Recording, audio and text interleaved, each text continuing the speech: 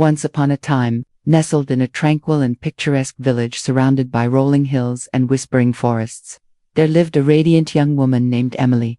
She had just stepped into her 20th year, blooming with grace and innocence. Her eyes shimmered like sapphire gemstones, clear and vibrant, mirroring the vastness of the summer sky. Her hair flowed like molten gold under the sunlight, cascading down her back in soft, delicate waves. Though Emily's family lacked material wealth, they were rich in love, laughter, and warmth. They lived modestly in a cozy, weather-worn cottage on the outskirts of the village, a place where every creak of the wooden floors echoed the affection and unity they shared. Emily was a dreamer. From a young age, she found solace between the pages of books, losing herself in the adventures of far-off lands, timeless romances, and tales of courage. Her imagination was boundless, and within her chest beat the heart of someone destined for something greater. Though her life was humble, her dreams soared far beyond the horizon. She longed for a world where love transcended status, where people were valued for their hearts rather than their possessions. One radiant morning, as the sun bathed the village in a golden hue, Emily made her way to the local market square. It was bustling with life vendors, shouting their wares, children chasing each other with laughter, and the aroma of freshly baked bread mingling with the scent of blooming flowers. It was on this day that fate intervened. As Emily admired a bouquet of wildflowers, her eyes met those of a stranger, a tall, well-dressed young man with dark, tousled hair and a smile that radiated kindness. His name was John. He was the son of one of the wealthiest families in the region, owners of vast lands and a grand estate. Despite his affluent background, John carried himself with humility and sincerity. Unlike others of his status, he did not look down on those with less. There was a gentleness in his gaze that immediately put Emily at ease. Their initial conversation was brief but filled with genuine curiosity.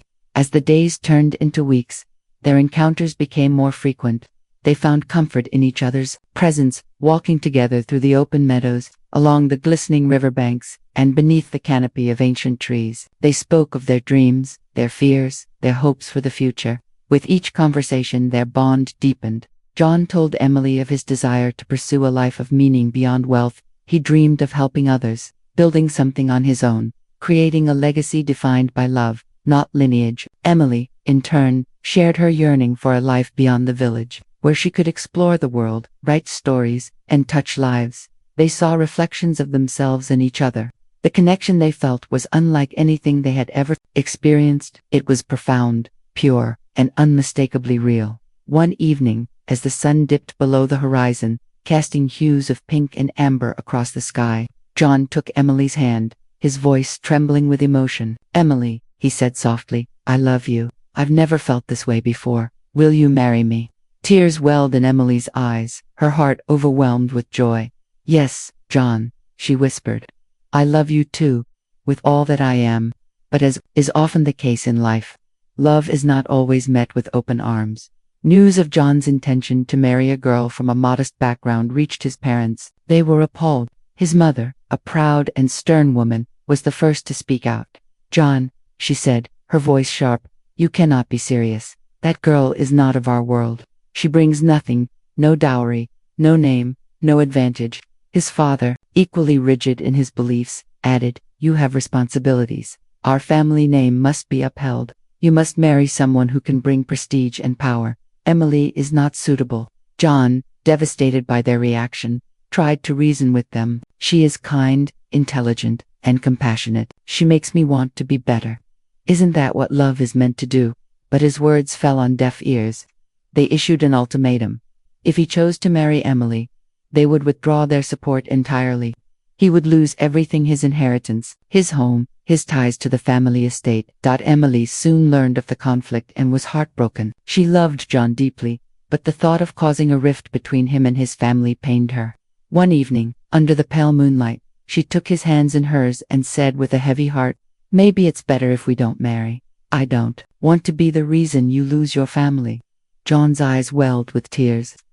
"You are not the reason, Emily. You are the light in my life. But I understand.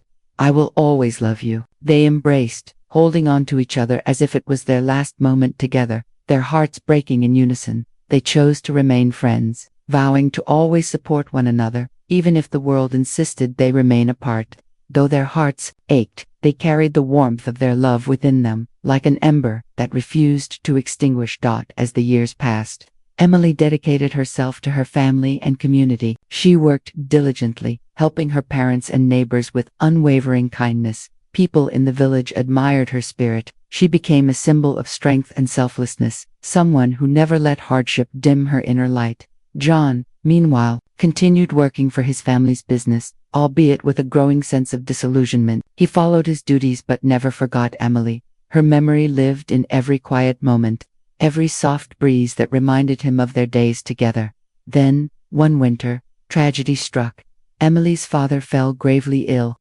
She stayed by his side night and day, doing everything she could to ease his suffering. Word of her father's illness reached John, and without hesitation, he traveled to her home. "Emily," he said as he arrived at her doorstep, his voice full of concern, "I heard about your father. Is there anything I can do?"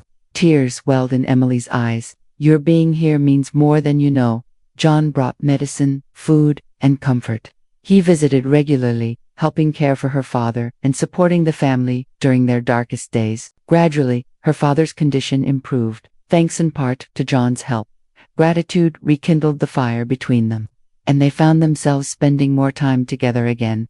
They laughed, they reminisced, and the unspoken love between them lingered in every glance, every touch. Still, the shadow of John's parents loomed. Then one day, John received a job opportunity in the city. Before leaving, he told Emily, "I must go, but I promise I will write to you." And he did. Letters flew between the city and the village, filled with longing, dreams, and updates. Each one brought them closer, even from afar. Years passed. John thrived in the city, earning his own fortune through hard work and perseverance. One day, with his own future secured, he returned to the village. He knocked on Emily's door. When she opened it, surprise and joy spread across her face. "John," she said, almost breathless, "you came back." "I never truly left," he replied. "Emily, I still love you. I've never stopped. I want to be with you." Emily's heart swelled with emotion, but concern lingered. "What about your parents? They still won't approve." John smiled. "I've built a life of my own. I no longer need their approval. I only need your love." Tears streamed down Emily's face. "I've waited for this moment for so long." They embraced, and this time, they vowed never to let go. They were married in a simple, heartfelt ceremony, surrounded by friends and Emily's family. John's parents, still disapproving, chose not to attend. But John and Emily didn't let it dampen their joy. Their union was built on a foundation far stronger than wealth. It was built on unwavering love, tested through time, sacrifice, and adversity. They moved to the city and began a new chapter together. Life was not without challenges, but together, they faced every obstacle with courage and unity. Their love was a testament to what could be accomplished when two souls truly believed in each other. Over the years, they raised children, teaching them the values of compassion, resilience, and true love. They looked back on their journey, not with regret, but with pride. Their love had not only survived the storms, it had thrived. And so, Emily and John grew old together, hand in hand, forever cherishing the love that had once been forbidden. They proved that love, when pure and patient, can conquer even the deepest divides. They lived happily ever after, and in the quiet corners of their hearts, and in the eyes of their children, the legacy of their love lived on.